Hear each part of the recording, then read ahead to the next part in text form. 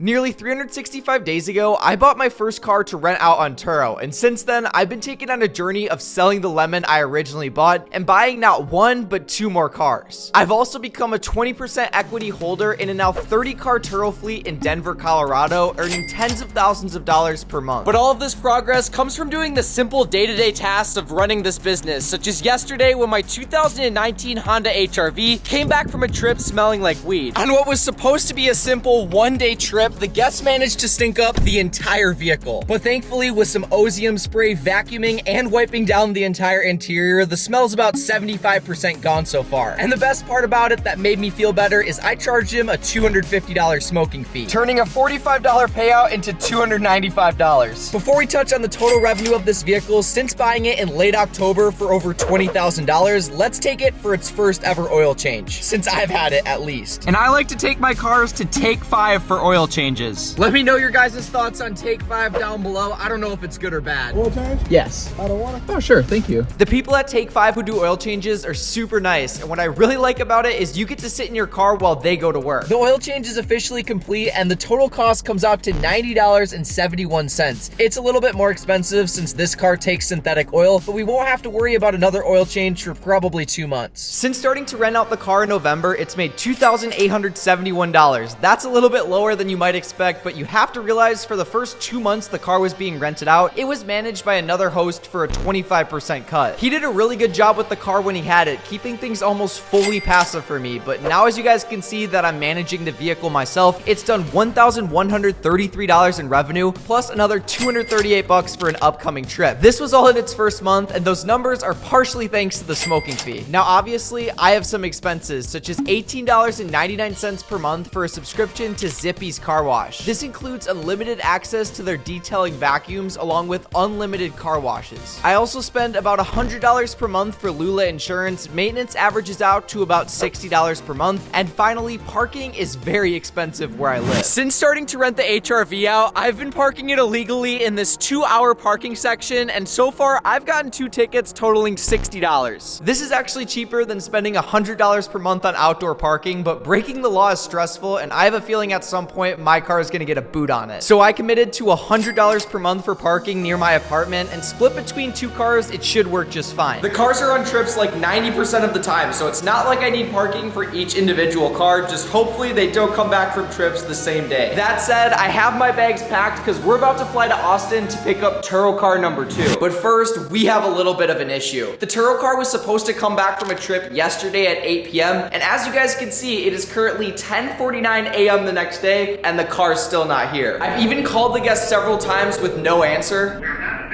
And after speaking with Turo support, they told me I have to wait 24 hours before I can get the car towed back to me. And normally I would just repossess the car myself, but I checked the GPS to see where the car's at, and it's in a very bad area, and I'm not trying to get shot. So all I could do is play the waiting game, calling Turo support and the guest multiple times.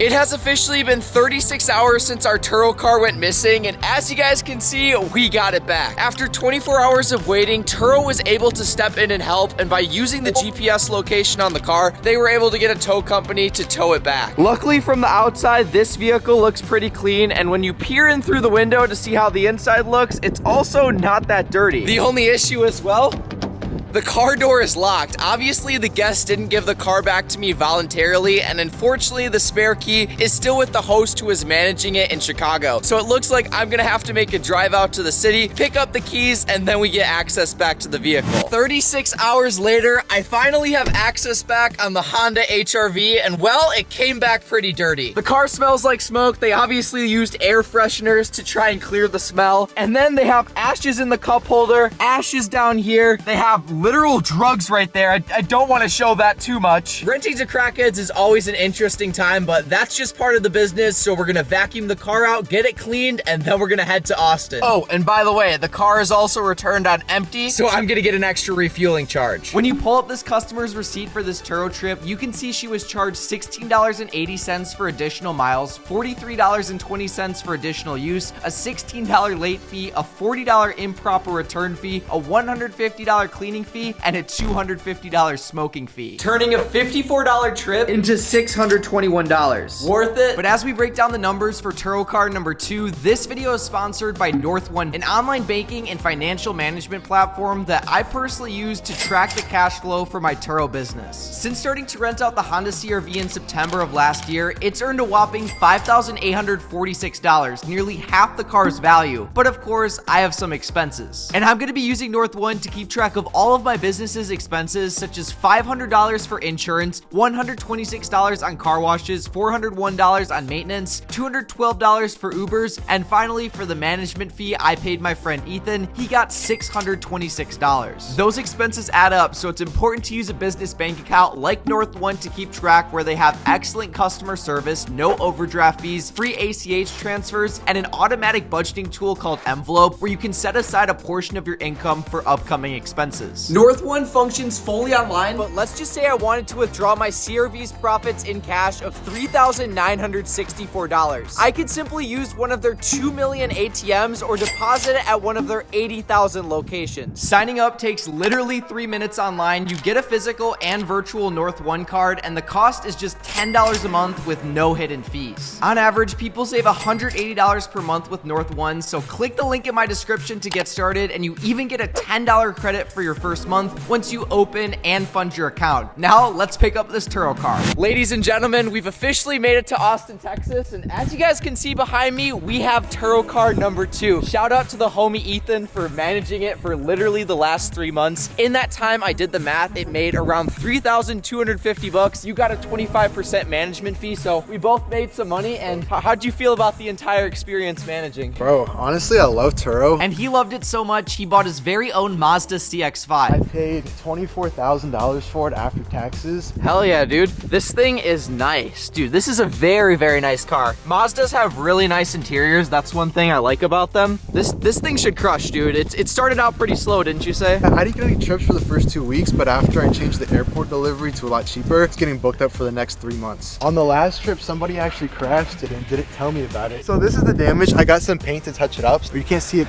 badly now, but Turo paid me $1,500 for the damage, and I fixed it for 30 bucks. In my 1 year of renting cars on Turo, I've only had one damage claim on my 2013 Ford Fiesta when a guest cracked my windshield. Luckily though, the payout I got from Turo Insurance was $350 more than it actually cost. On that note though, we have about a 16-hour drive back to Milwaukee, and I want to get started tonight, so let's hop in the CR-V and get going. I then drove through the night all the way until midnight. As you guys can see, it is currently 11:49 p.m. at night. I just finished like a long 4 or 5 hour trek of driving. We're gonna end the night by just going to bed in my car. It's what I like to call the $0 hotel room. And by 7 a.m. the next day, I was back driving through Arkansas, this cool bridge thing, Missouri, Illinois, and finally back to my apartment. Literally the next morning after getting back from my trip, this CR-V got booked for another trip, so we're driving it to the car wash right now. I'm gonna vacuum the entire inside, wash the outside, and then it'll be ready for about a week-long trip. I'm gonna be earning almost $300 on it. Now to break down the total of how much money I made in my first year renting cars on Turo, the first car I bought, aka the Ford Fiesta, was an absolute disaster, and in total, that car lost me $2,107.16. As I mentioned, the Honda CR-V profited $3,964 so far, and finally, after this most recent trip, the Honda HR-V has now earned me $3,500, bringing me to $5,370 profit in my first year renting cars on Turo. But that doesn't include the Denver Turo fleet, which as you guys can see is earning about $25,000 per month. But with cars getting stolen, major overhead expenses, and partners leaving, we may be facing bankruptcy. Subscribe for part 2.